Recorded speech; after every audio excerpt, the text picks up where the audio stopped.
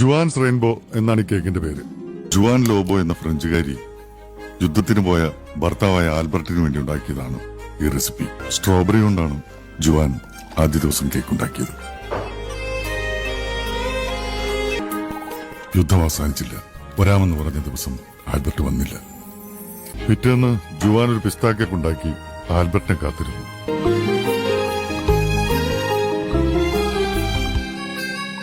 പുള്ളിക്കാരൻ വന്നോ? വന്നില്ല.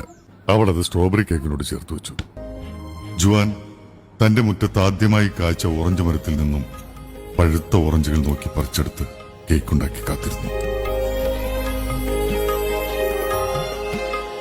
യുദ്ധം അവസാനിച്ചു. 3 ദിവസത്തെ കാത്തിരിപ്പിനൊടുവിൽ അവൾക്ക് ഏറ്റവും ഇഷ്ടപ്പെട്ട ചോക്ലേറ്റുകളുമായി ആൽബർട്ട് വന്നു. അവൾ അത് അവനു വേണ്ടി കരുതി വെച്ച കേക്കിലേക്ക് ഒരുക്കി ചേർത്തു.